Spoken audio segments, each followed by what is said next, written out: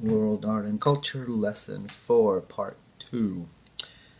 In Part 1, we looked at the earliest Greek cultures and civilizations from the Aegean, the so-called ancient Aegean, the Cycladic civilization, the Minoan civilization in Crete, and then finally the first mainland civilization at the city of Mycenae.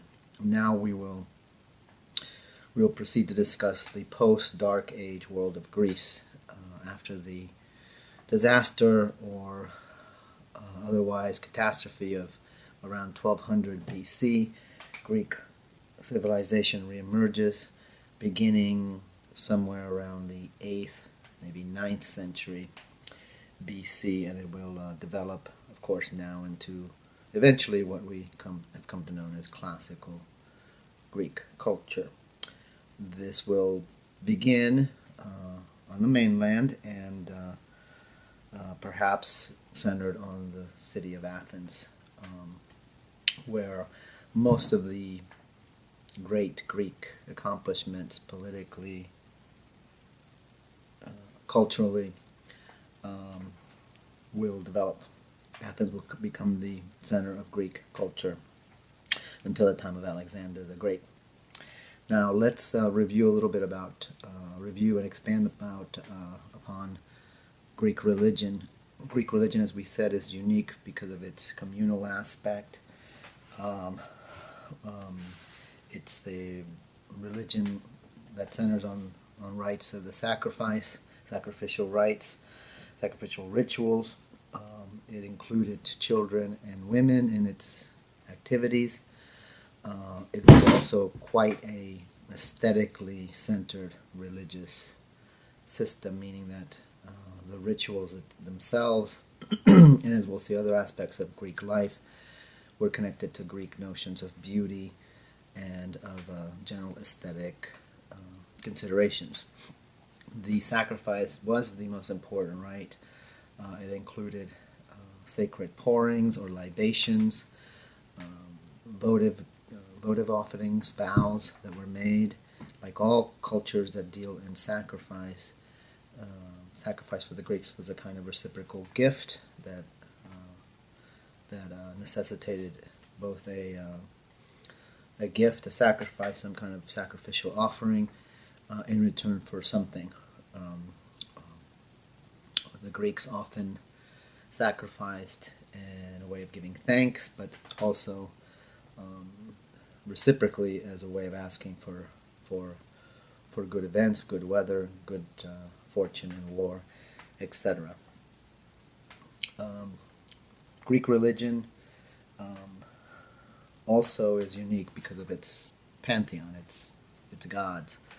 The Greeks conceived their gods as anthropomorphic, and this is unique and pretty much unprecedented that we have a religious system where the gods themselves are now fully human, at least in their physical appearance. These are not hybrid gods. Some of the gods have powers and can change themselves into animals and communicate with humans in dreams, etc., and travel in supernatural ways, but they are fully human in their physical and perhaps even intellectual dimensions. The Greek gods are also beautiful, and very important to realize the aesthetic quality of the Greek gods. They are beautiful, and in many ways they are as flawed, though, as human beings. They have the same passions and negative aspects as human beings. They are petty. They are jealous. They are incestuous. They are adulterous. They lie. They cheat. One of the reasons why the philosopher Plato condemned the gods of Homeric myth and of the gods of Hesiod, who wrote about the gods before Homer, was their lack of moral perfection, their actual flaunting of their moral imperfections. As we look at one of the Greek gods here, Zeus. Again, the gods are anthropomorphic. They reflect, on the the other hand, they reflect human flaws. The difference between gods and humans, of course, is that they are immortal, and humans have a finite life. Again, let's not forget this relates to the Greek notion that life itself is limited and that life itself is the most important part of human existence, again in contrast to the Egyptians who saw time in their temporal dimension as infinite. The Greeks do see the world as finite for the human being, and the difference between the divine, the gods, and the humans has to do with mortality and immortality. The great sin or the great abomination of human beings, particularly in relation to gods, hubris, is a kind of arrogance to compare yourself to gods, particularly in terms of immortality. There are many stories in Greek myth about the challenges that humans make towards the gods, and they often end up horribly punished as well as defeated. This is Zeus's wife Hera. Zeus is perhaps the most notorious of the, let's say, of the sexually promiscuous of the gods. Hera, his wife, often is depicted as perhaps the goddess of wives and of their inability to keep their husbands chaste. Now, another thing to remember about Greek religion that perhaps has bearing on much of Greek thought is, again, it's communal, which reflects this communal idea of Greek society itself. And we mentioned earlier that the Greeks will eventually invent democracy, or the rule by the people, by the many. Before this, Greece was probably, even before the Dark Ages, was perhaps ruled by some kind of aristocratic element. Aristocracy itself in Greek means rules by or of the best, and this would be something that Plato later will emphasize as his ideal system. Aristocracy, the rule by the best, or the wisest. Democracy, on the other hand, is the rule technically by the citizens. Now, there are some theories about how this came about. Perhaps democracy will sort of create itself in Greece by about the middle of the 8th century. That's what the sources tell us. The city-state itself, the so-called polis, develops at the same time. There's a theory that because of the trauma of the Dark Ages, that the Greeks sort of bonded together, and out of this kind of egalitarian formation, coming from the trauma of the Dark Ages, came this democratic idea, this idea of community, of identity through partnership, this sharing of government, the self-consciousness of political identity, legal equality. This is also connected, perhaps, as we look at the god Hermes here. This is probably also connected to the Greek notion of discourse, or the so-called dialectic, the idea of discussion and deliberation, again by many towards some kind of agreement. The idea of discussion or deliberation, dialogue, dialectic, as Plato called it, is key to understanding not just the Greek democratic system, but the whole Greek identity and the Greek way of thinking, that knowledge is not something that is simple or simplistic. It certainly doesn't come about by simply accepting one notion of truth, but is something that needs to be deliberated upon, thought about, and as we'll see, truth and knowledge isn't kind of an everlasting quest.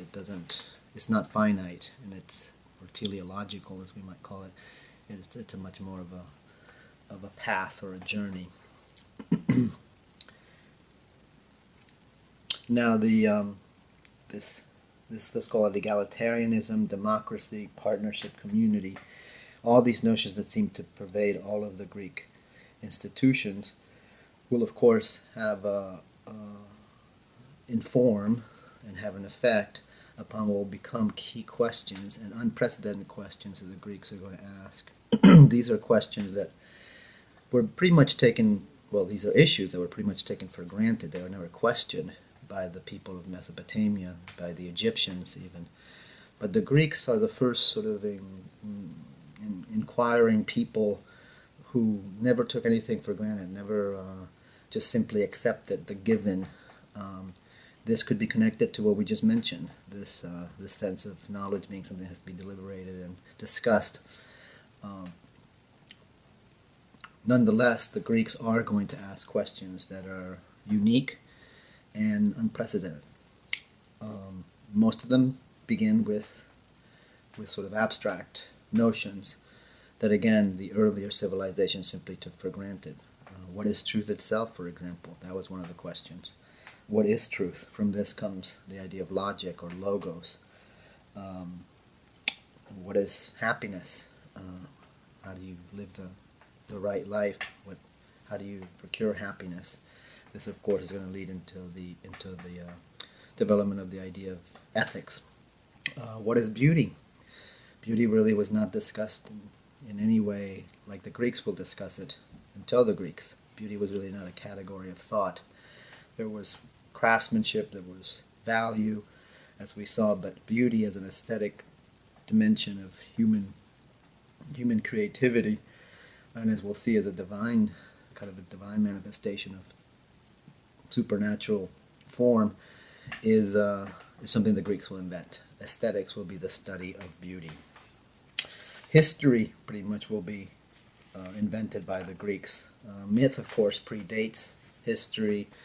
The word mythos in Greek literally means a retelling of something, but history is, as Herodotus and Thucydides, the first Greek historians, defined it, as more of a more or less accurate, and certainly a educational retelling of events of the past, mostly to learn from the past. The idea that you learn from history comes from the Greeks, the idea that those who do not study history are bound to repeat it, and of course history is mostly focused towards teaching, instructing the events of the past and the decisions that people made in the past, leaders and so forth. And in that way, the didactic dimension of history is very important.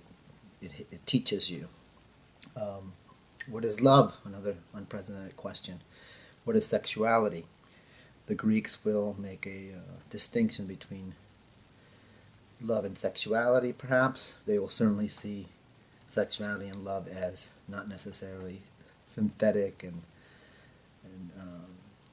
wholly similar concepts, as we will see. What is justice? Another question the Greeks will ask, connected to what is happiness, what is the good life, what is goodness, ethics. The Greeks will invent drama. Theater itself will be an invention of the Greeks, perhaps something that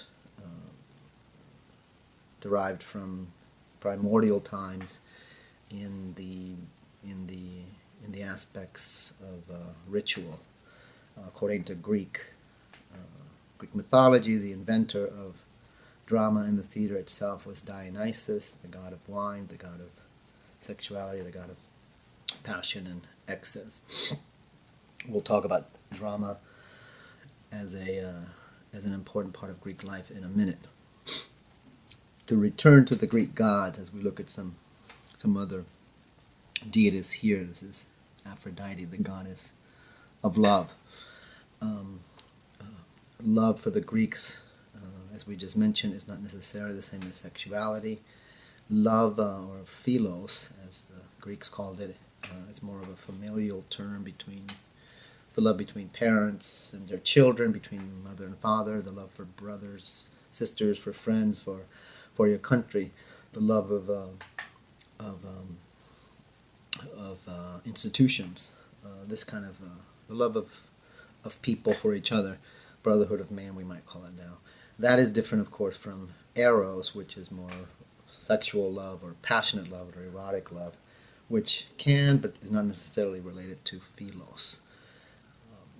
Sexual love, erotic love, is of course connected to to the more passionate side of human nature, the so-called Dionysian. And perhaps we'll talk about this great division within the human mind as we discuss another great unprecedented question the Greeks will ask: simply, what is humanity? They will invent the study of human beings. Humanitatis, as the Greek, Latin classical writers will later call it, the study of humanity, the humanities. The study of the human condition is another Greek invention, and it leads to a discovery by the Greeks, which is often forgotten, which is that the human condition is basically dichotomous or split in two. We have a rational side, which the Greeks identified with the god Apollo, who we see here, the god of rationality, the god of light, the god of truth in many ways, the kind of a god of civilization, of order. The Greeks identified this so-called Apollonian side of human nature with Apollo and with rationality, with perhaps the idea of logos and maybe ethics, the right way of living. But there was another side to human nature. Again, the Greeks saw almost everything in dichotomies, in divisions and opposites, and human nature also has an opposite side, outside, next to, along with its rational side, its irrational or so-called Dionysian side, which of course is named after the god Dionysus, the god of wine, the god of excess, orgiastic, violence, sexuality. What's important to realize is that the Greeks understood that we have this Dionysian side of our human nature, our human psyche, our human soul, but that this is not necessarily something, well, it's necessary not to reject this or to obscure it. It needs to be understood, embraced, at times celebrated, even though that might sound dangerous, but it has to be balanced. And this gets us to perhaps the key notion in Greek thought, which is proportion. It needs to be balanced. Our human nature has a rational side, the Apollonian side, and an irrational side, the Dionysian side.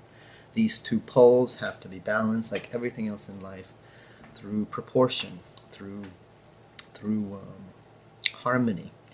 One does not negate the other, they have to be balanced. And as we'll see, proportion, or symmetria as the Greeks called it, is a key principle not just in human nature, let's say in human ethics, human morality, but it's a key notion in aesthetics and in politics. The notion of balance and symmetry is in a way embedded in the democratic ideal. And of course, it's going to be an issue that religion will deal with and address. The Dionysian side, as we see some of Dionysus's entourage here, the Maenads, who were sort of priestesses or goddesses of Dionysus, or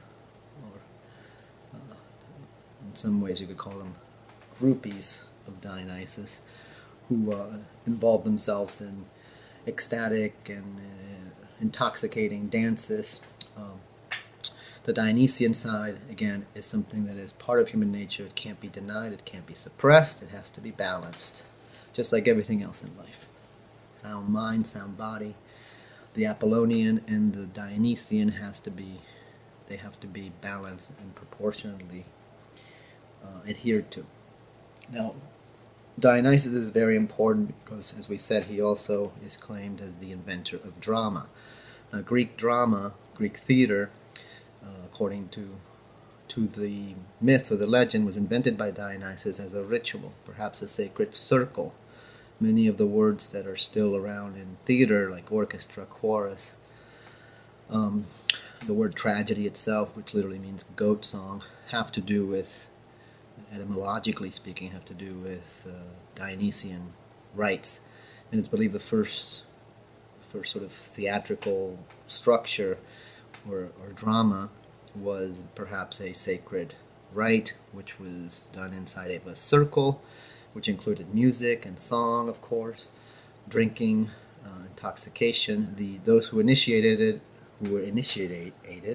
would be inside the circle, while those spectators would be outside the circle. watching. The actors would, of course, be inside, and the spectators, those who viewed, on the outside. And this is kind of the template for theater, based on religious ritual, Dionysian perhaps.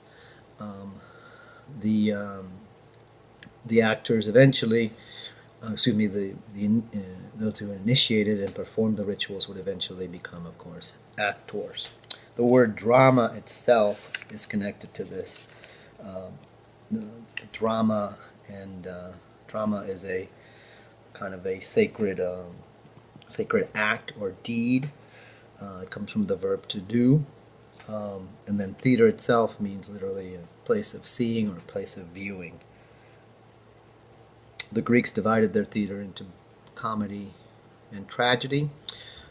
Tragedy being a kind of display of the human condition and on all its paradoxes and tragedies, as we of course define the word today. Whereas comedy was considered a very serious but obviously more satirical art. Often comedies made fun of or satirized society, the gods, civilization itself. Drama, then, theater, like everything else, we must remember, has a religious function. There really isn't anything that the Greeks do that isn't connected to religion, to their religion. As we look at the Parthenon here in Athens, religion is part of Greek athletics. The Olympic Games that were established in the 8th century were and continue to be throughout the Greek world a mostly religious ritual, part of religious festivals. The competition itself was connected to religious festivals. Drama and theater were part of religious festivals. Almost everything the Greeks do, we could say, is religious. But this is the main point here that we want to get at, is that the Greeks did not see religion or their endeavors at asking questions as simply finite ways of finding truth. In other words, the Greeks did not really see the human condition as enabling or producing clear answers. Life is very complex, and as Socrates says, the only thing we know for sure is that we know nothing. And these questions are good enough just simply to ask. It's the idea of knowledge for its own sake. Philosophy, the love of wisdom, the love of knowledge, something else the Greeks invented, is not necessarily, we can't get that confused with scientific knowledge, which does have a kind of a teleological endpoint. Truth, knowledge, justice, all of these questions the Greeks pondered really did not necessitate an answer, at least not maybe perhaps a perfect answer. Again, they necessitated deliberation, discussion, discourse, towards perhaps not necessarily a perfect answer, a complete answer, but some kind of understanding.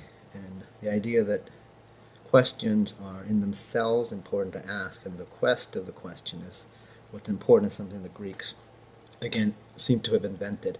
Remember, before the Greeks, people simply took things for granted. The truth was what the king had procured from the gods. Justice was what was written in the laws. Love was marriage. The Greeks, though, will ask questions in a manner that does not take the answer for granted, and certainly embraces this idea of deliberation. Now, all of this democracy, the makeup of the city-state, this sort of notion of questioning without a finite answer, the deliberation and discourse that the Greeks embrace throughout their lives, might be perhaps the birth of the notion of individual worth or individualism. Certainly this idea is something that we modern Western people seem to connect to ancient Greece. This idea that the individual counts, that individual thought, individual reason, individual logos individual dignity is valued, perhaps now for the first time in history, by the Greeks.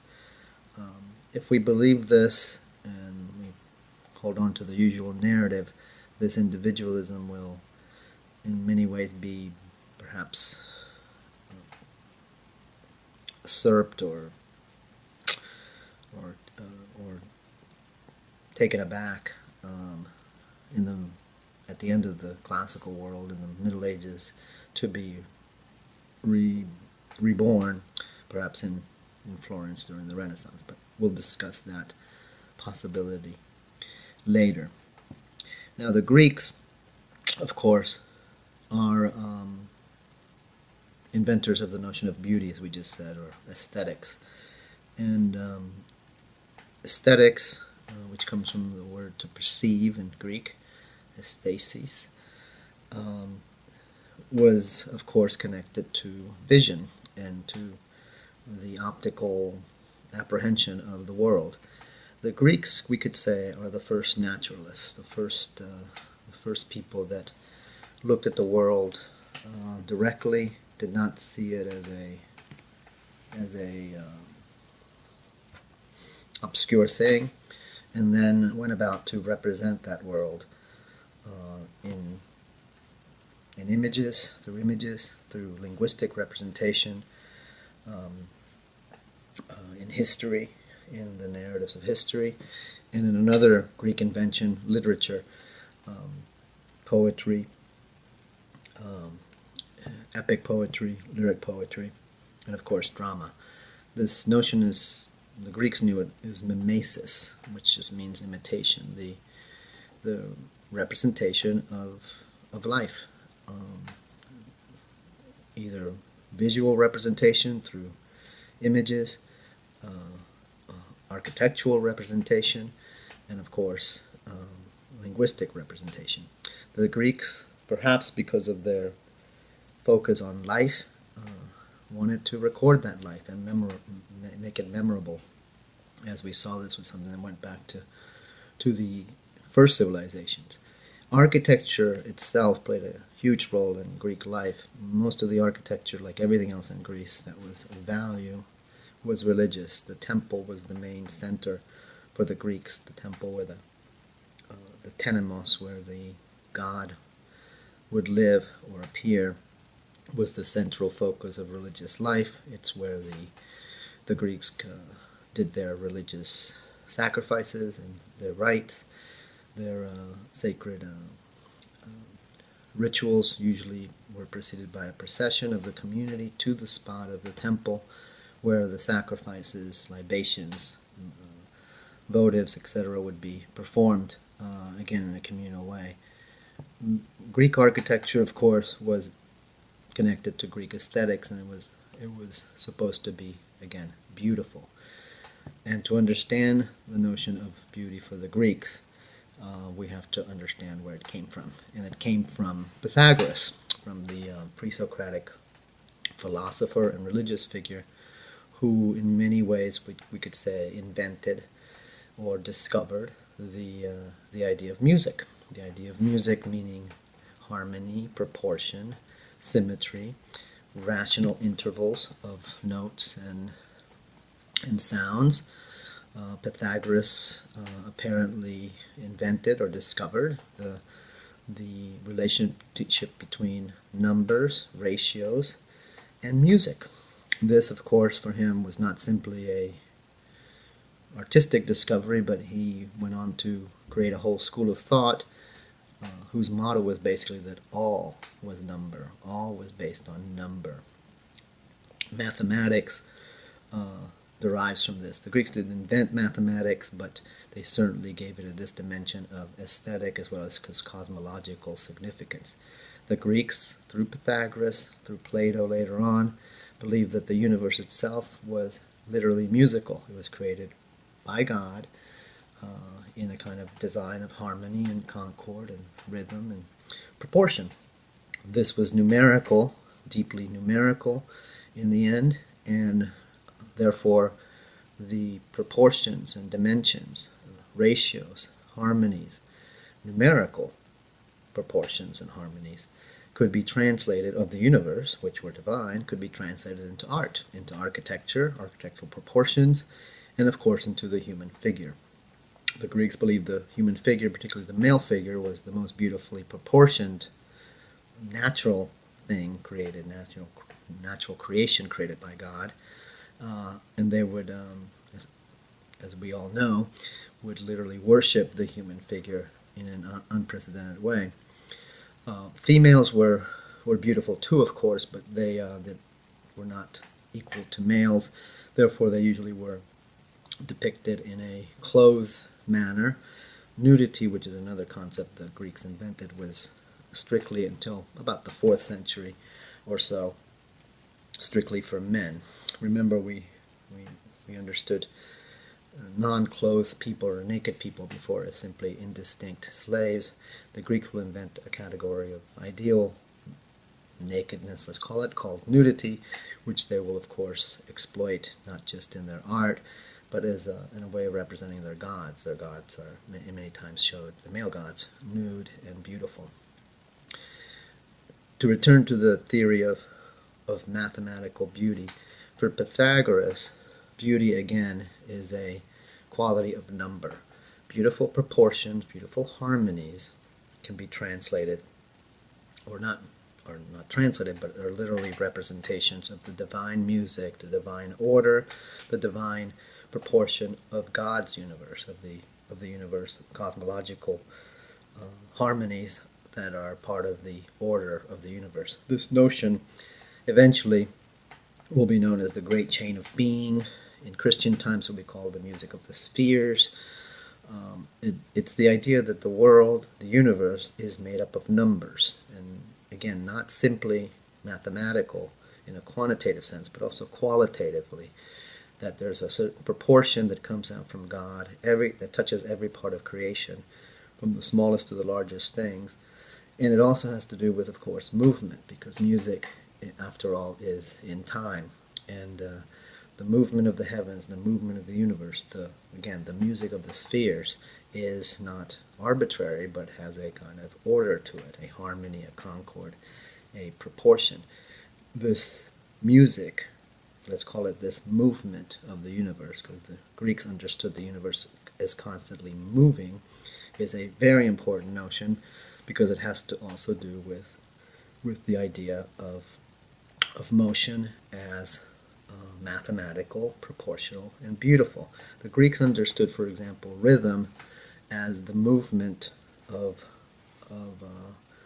the parts of something from one part to another,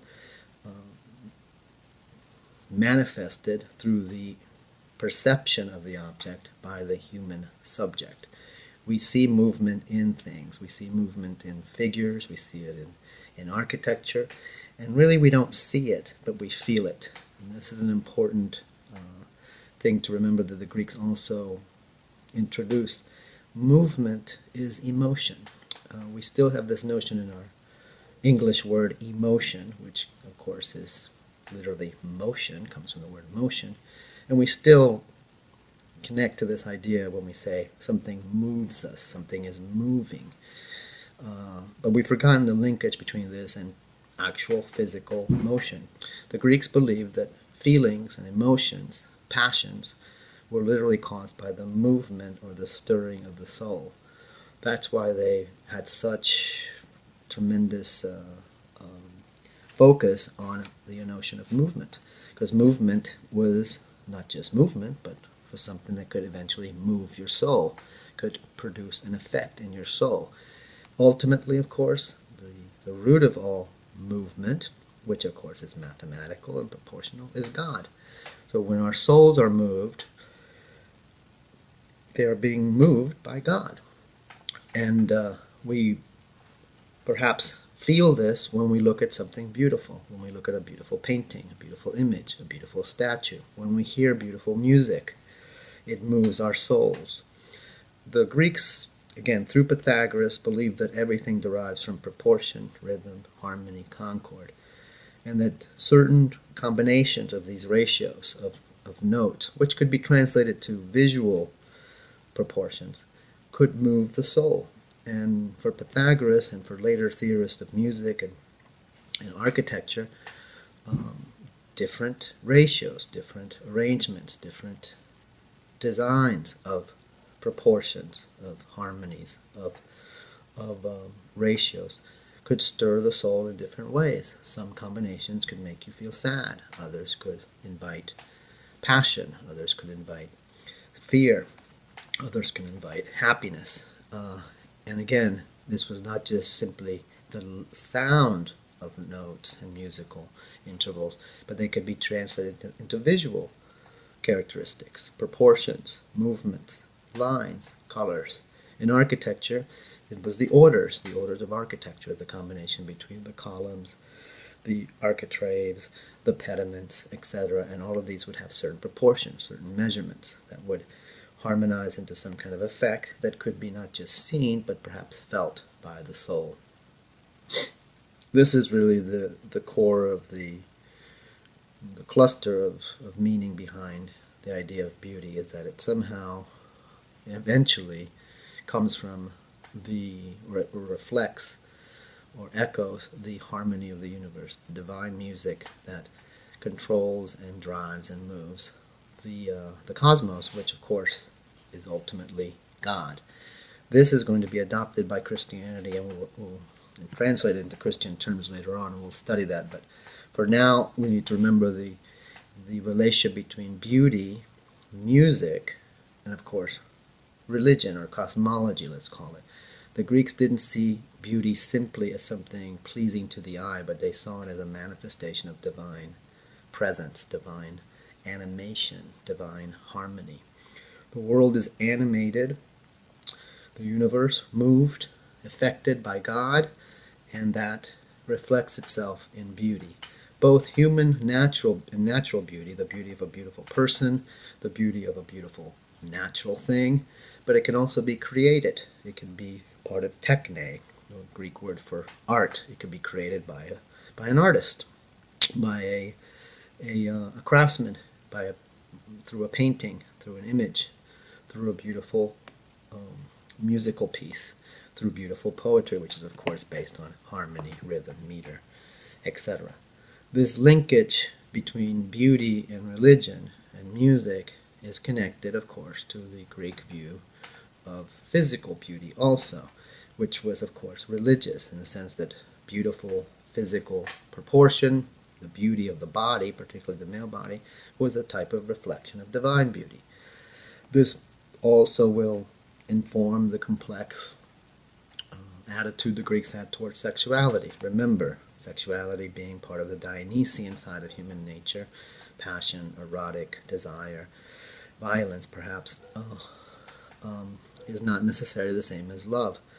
We know the Greeks understood sexuality as something that was, by modern terms, difficult or complex, and their way of life reflects it.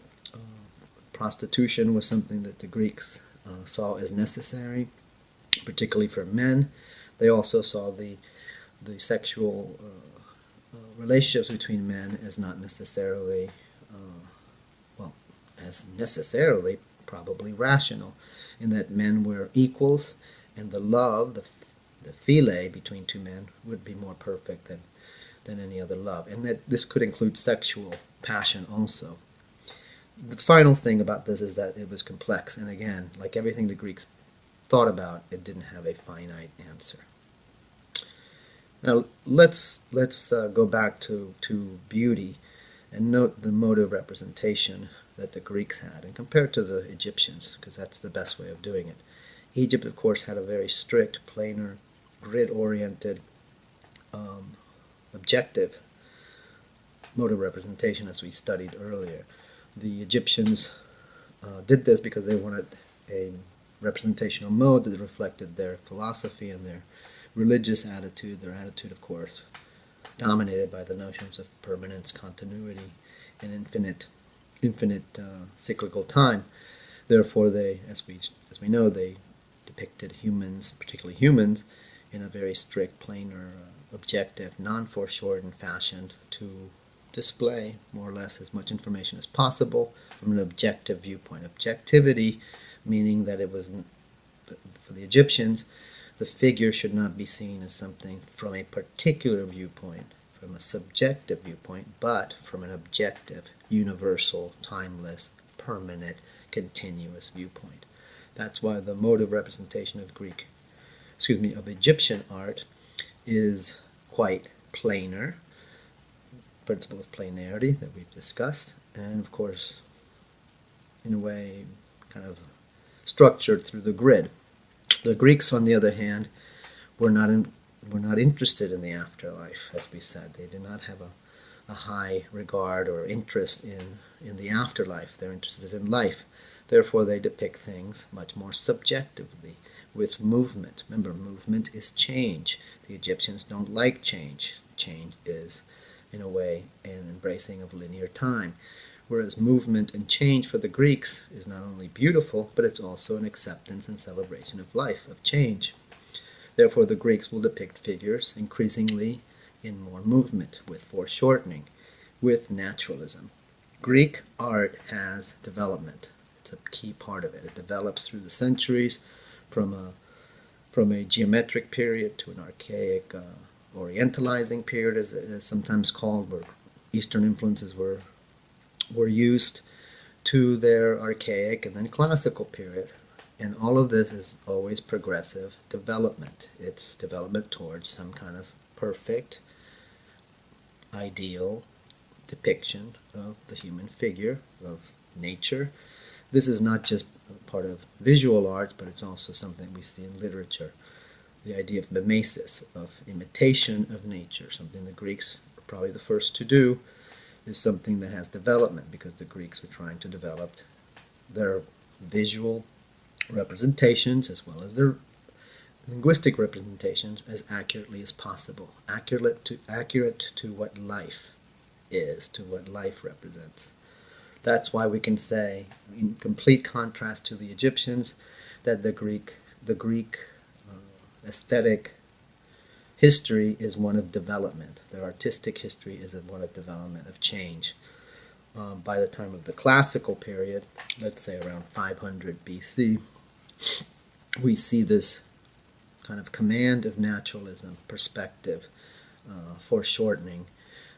Remember, foreshortening, perspective, naturalism itself is subjective in that the Greeks understood that we see nature through our eyes, in terms of visual nature. We see it from our perspective. This might have to do with their understanding of individuality in the political sense. Nonetheless, it definitely informs their architecture and their art. This is some of the pediment sculptures from the Temple of Zeus at Olympia. The Greeks understood, again, and remember we mentioned this earlier, the Greeks understood that perfection was not something that humans could ever achieve. Only the gods are immortal. In a way, that's how the Greeks saw perfection as something that was immortal. Humans don't have this. And in a sense, humans are not ever going to be able to achieve this. Humans are not perfect, not immortal.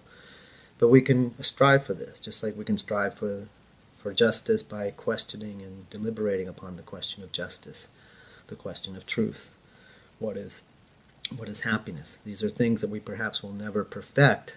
We will never know the exact answer. We will never have the best government, the perfect institutions of life.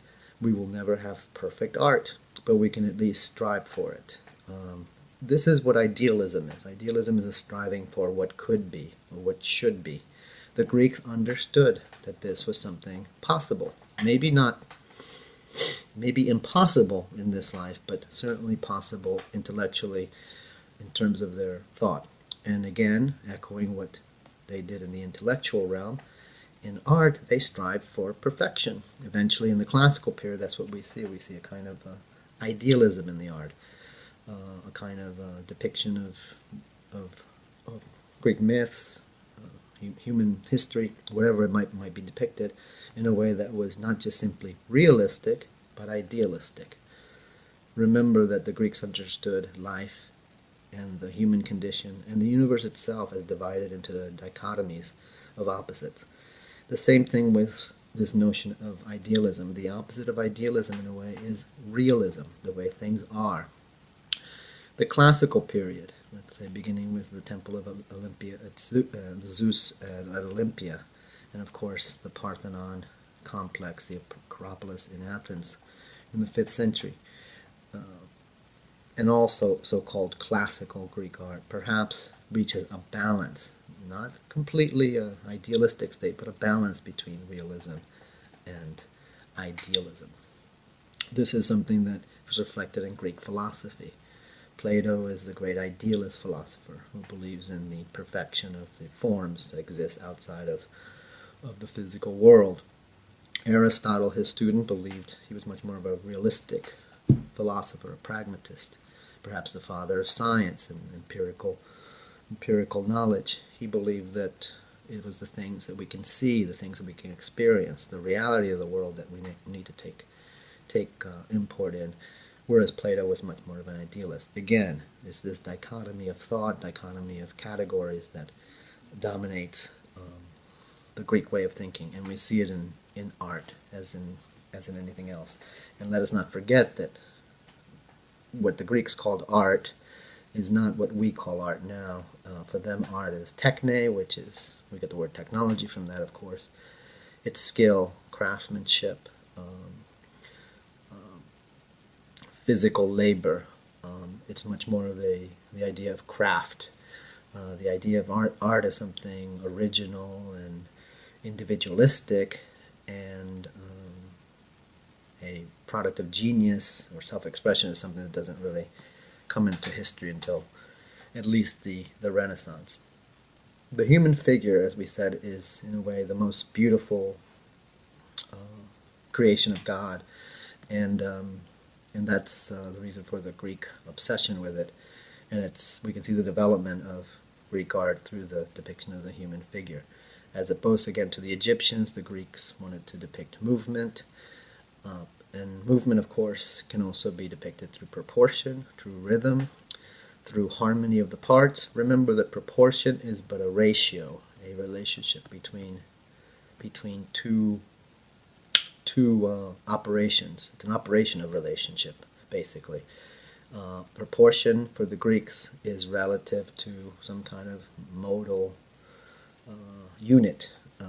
In terms of the human body, it was usually the head or perhaps the arm, and everything had to be proportioned accordingly. Basically, proportion is a relationship between the parts that create a whole. And the way that Greek art works, both in the figurative arts, the visual arts, and also in architecture, is that the parts have to be harmoniously, rhythmically related to another. And again, when this is successful, aesthetically this creates a beautiful movement. And again, movement, not literally in the sense of movement, but in this sort of double sense of movement as movement and emotion, or motion as in moving your soul or being moved. This is perhaps here the famous Critios boy, one of the first moments of naturalism in Western art, both in terms of its weight distribution, but anatomy, and even perhaps psychological expression. The Greek way is mimetic. It's about imitation. There's development, definitely celebration of beauty as proportion. And proportion is not simply some kind of static notion, but it's the way of the universe. Proportion, symmetry. All these musical notions are not just aesthetic, but are cosmic, religious, and divine. Again, the Greeks will literally invent the category of beauty. And perhaps we should mention that for the Greeks, beauty is also related to love, of course. Love is the effect of the apprehension of beauty. Or in other words, we fall in love with beautiful things and we desire them. Why? Because they reflect a divine proportion that makes them attractive. We are pulled by beauty. Beauty of physical beauty, the beauty of other human beings, the beauty of beautiful objects, the beauty of music, the beautiful harmony and music of poetry. All of these things draw us. We desire them. We are attracted to them. Attraction, whether it's love, philos, or even eros, erotic attraction is not simply some kind of physical, biological pull. For the Greeks, it's a religious desire, and the analogy which was made early by Pythagoras, but mostly elaborated later by Plato, is that we love beautiful things because they come from God. And that's kind of the simplest way of putting it. We love beauty because it attracts us. And that beauty is beautiful because it's its proportions. It has to be understood, of course, that this is a new function of beauty. Well, it's a new category. For the civilizations before the Greeks, beauty as a category didn't exist. Something was valuable. Like, let's take a statue of a pharaoh in a tomb in ancient Egypt. It was literally a substitute for the body. It wasn't necessarily beautiful. It was important. It was valuable. It was divine. It was perfect in the sense that it was finished and ornamented and refined. But its function had nothing to do with what the Greeks called beauty. It had more to do with the substitutive vehicle for the soul, for the ka, to continue in the afterlife. What the Egyptians would call correct configuration, correct making, correct art, let's call it, was planar and grid-like and manifested the virtues of permanence and continuity as we already went through it. But the idea that it was beautiful, that it was attractive, that you could be drawn to it in this religious slash emotional slash aesthetic way was just not a possibility. As we look at the example of the Greek work on the left and the Egyptian work on the right, to reiterate, it's the movement of the figure on the left that affects this animated motion or movement in the soul, which reflects a kind of concordance. Let's call it an echo, kind of a soulful echo of the music of the universe, the harmonies of God. Something the Egyptians were just simply not concerned with. Rhythm, remember, rhythmos, as the Greek word is rhythmos. Rhythmos is movement, literally movement. The movement is a kind of organic movement, let's say.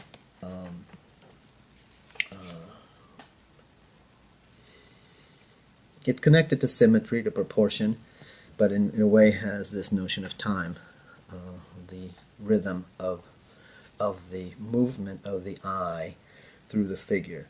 In music we know what rhythm is, but remember the Greeks had analogies, concrete analogies between number, proportion, and perceptual beauty, aesthetics. So rhythm we have to understand as a visual quality of, let's say, a figure, a statue. Again, this is something we perhaps don't understand anymore because we think of rhythm purely as something musical perhaps, but rhythm in the Greek Pythagorean sense is not simply musical, but in this broader sense of music, it's about movement, and it's almost impossible to overemphasize the importance of movement in Greek aesthetics. And remember, movement is change, it's action, it's also linear.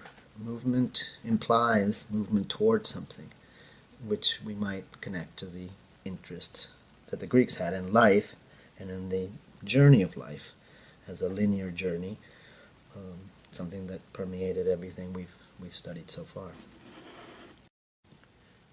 Now, the Greeks pondered about the possibility of some kind of perfect ratio, some kind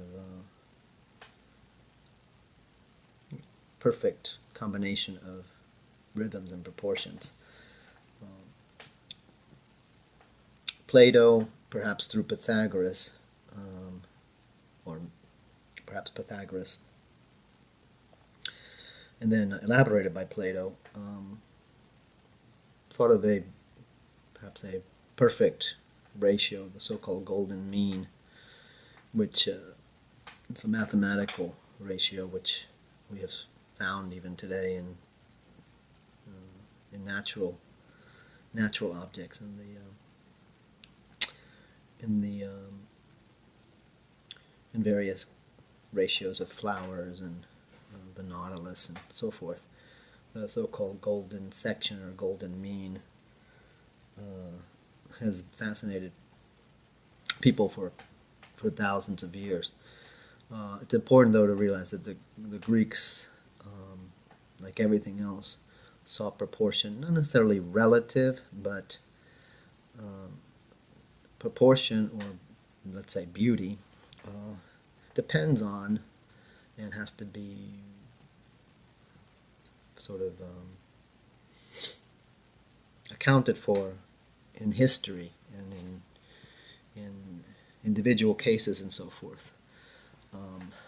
The idea of perfect proportions probably can be something ideally the Greeks might have thought of as something to strive for, but the idea that they reached this or this could be reachable is not really true. Like everything else, the Greeks believed the question and the quest was the most important thing. Now, in terms of architecture, which we mentioned earlier, basically the same aesthetic principles hold as they do for the figurative arts, sculpture, and painting. Basically, they're just translated. So that rhythm in the figure becomes rhythm in the building. Remember that most Greek centers were focused on a temple, and the temple would be the visual center or the visual focus of the various communal rites, rituals that were performed during special festivals and feasts by the Greek population, which again included women and children and virtually all citizens. Processions were a big part of religious ritual. People would approach the temple in this communal way. Therefore, the exterior of the temple as a dramatic visual backdrop, because most if not all of the rituals were performed outside of the temple, in front of the temple, where the sacrificial altar would be, the libations, the music that accompanied the rituals, all would be performed and done on the outside of the temple. In Athens, at the Parthenon, the procession would lead up to the Acropolis and then would circumambulate the Parthenon itself, and then at the front of the Parthenon, the rituals would begin. The point being that the exterior of the temple was very important for the Greeks. Its decoration, its proportions, its ornament. Most Greek architecture was painted, which is something we don't really realize anymore. And again, the exterior was in fact more important for the communal aspect of religion, the interior. The interior was usually exclusively for a special priest or priestess who would enter the actual interior to perform certain special rituals, usually upon the statue of the god or goddess inside of the temple. But remember, the exterior of the architecture is very important, and therefore it has to be visually beautiful and proportionate. And the Greeks understood this. They basically translate their aesthetic musical principles to architecture. And even though we might find this difficult to understand, architecture can also provide movement and can affect the soul in certain ways. The Greeks really did believe that architecture could affect movements in the soul in the same way that music or the visual arts could. Now, in terms of other formats, the Greeks, of course, did sculpture. Sculpture often decorated the exterior of the temples. The most expensive and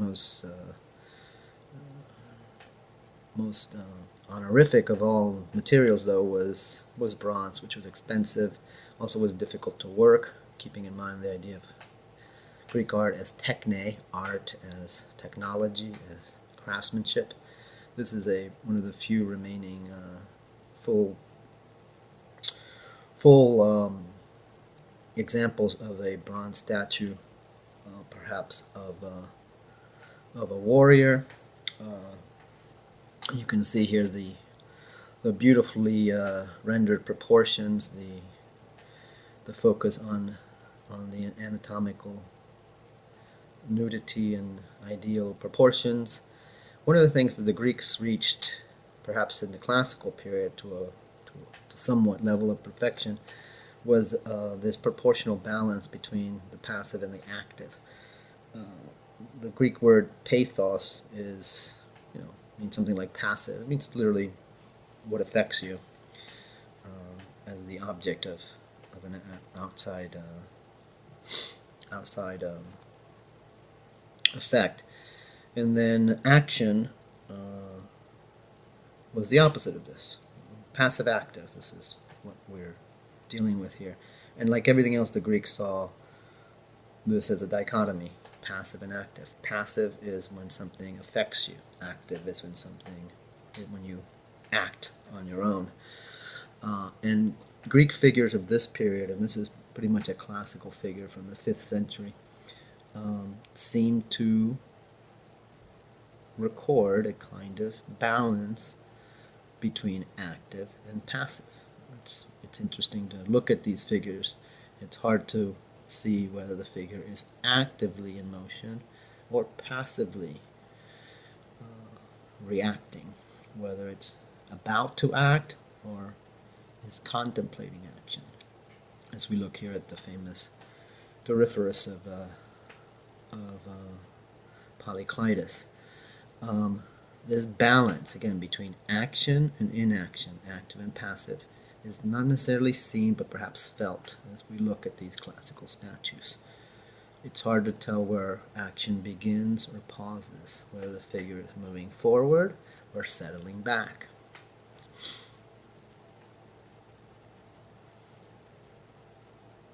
There's this symmetry, balance, proportion.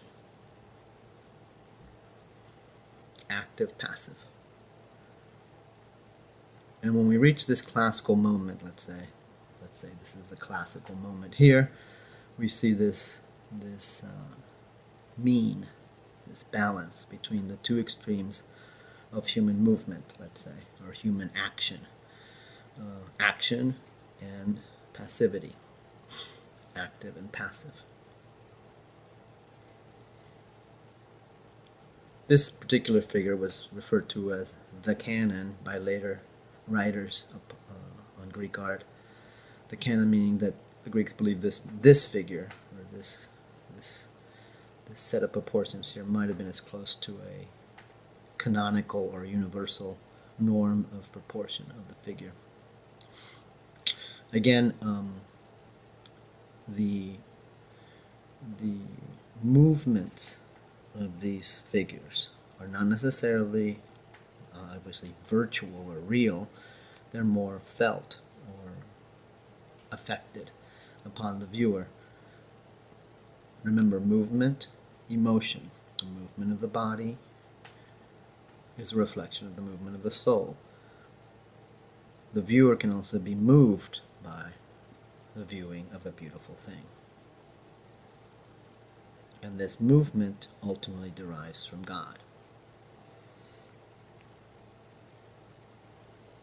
Now, to finish or come back around to the sort of ultimate relationship in Greek, let's call it in Greek aesthetics, because it's about beauty. But beauty in Greece is not just about beauty. It's about love and desire, and ultimately about God. As we were saying earlier, the source of beauty is God, because beauty is a reflection of the proportions and harmonies and concords that are part of the numerical, mathematical, both qualitative and quantitative proportions of the universe, which are ultimately, of course, created by God. The way this relates to love, and we've already touched upon this, is that when we see something beautiful, when we experience the beautiful, we are drawn to it, we desire it. This is the complexity of love and desire. That love, let's say philos, manifests itself also, or becomes desire, or erotic love, erotic pull, eros. Now, why is this? The person who best articulated this in religious terms was, of course, Plato in some of his most famous dialogues, the Symposium, and others, dialogues dealing with beauty and love. The basic notion is that, and this is sort of the foundational myth of Greek beauty, from which perhaps the more detailed theories of Pythagoras and even Plato derived from. Plato rehearsed this myth later on, but he identifies it as a kind of primordial myth. That myth being that in the beginning, this is before all time and all space was even created or conceived of, in the true beginning, let's call it the primordial Greek version of the Big Bang, everything was one. Everything was just one, with a capital O, as Plato describes it. This one, of course, was everything, and it was perfect. There was nothing outside of it, nothing missing. It was outside of all categories of knowledge, all distinctions, all opposites. It was before any kind of dichotomy or division. All differentiation is excluded from this. It's pre any kind of differentiation. This one is the perfect, total, perfect God. And of course, the Greeks, of course, were polytheistic, but Plato, according to this myth, believed that even before this, of course, there was just one. And this one is the one from which everything derives. Every differentiation, as Plato describes it in the Timaeus, after this comes basically the first sort of divisions, time and space, perhaps, darkness and light, perhaps, physical space, again, the dimension of time. Eventually there will be physical things, perhaps the solar system, the universe itself will derive itself from this one. And afterwards, eventually, human beings. According to Plato, it was first a singular creature, and then God split it into two, and so on and so forth.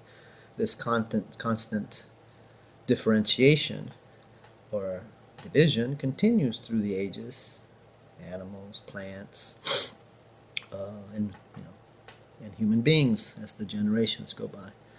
Anyway, according to this myth, this this has been, of course, forgotten. We don't remember this anymore. This was a long time ago.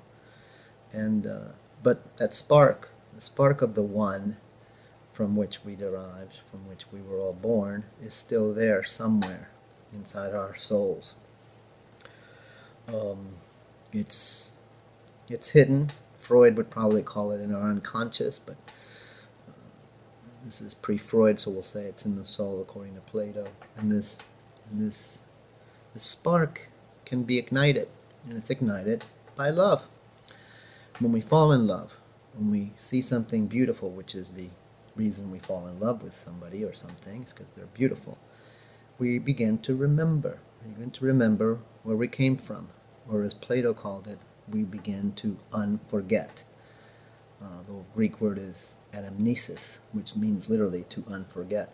We begin to unforget that we were once one. We don't necessarily consciously know this, but we feel it. We feel it in our souls when we fall in love. And when we are desirous of somebody, because the ultimate kind of love is towards another human being, of course, we begin to experience this anamnesis, this unforgetting. We don't recognize it as God or the one. We just want to be with this other person. We want to be one with them. We want to join them. And that is what love is. But what it really is, of course, is this desire, this draw, this pull to be with the one. This ultimate unity that we've forgotten, that was this ultimate final unity from which we all derived. So perhaps this is the genesis of so-called platonic love. When we fall in love, when we want to be with someone, we really are actually in love with God. And we're also sort of, in a strange way, in love with ourselves. And what we want to be with is not necessarily that other person, but we want to be with the one. Anyway, that's kind of the cosmological primordial origin myth of this very powerful notion for the Greeks, that beauty, love, desire, the erotic are all related, and they're related to a metaphysical beginning or source, which is God itself, or this notion of the one. And again, even though the Greeks are obviously polytheistic people in their mythos of the beginning, they see the world deriving from one. Perhaps we see here this Greek focus on the development of not just human life, but the development of the universe, this kind of cosmological progression or progress, which again is very unique in some ways to the Greek way. So, the Greeks, inventors, questioners, unprecedented thinkers, perhaps the first humans to grant dignity to the individual human being, certainly the first to invent or create a connection between beauty, love, and the metaphysical realm, or God. The first to ask questions that we are still pondering today, which led to institutions that we are still involved in today. To return to the beginning, the questions led to categories of thought: justice, truth, beauty, happiness, ethics, morality, history, poetry, literature, sexuality.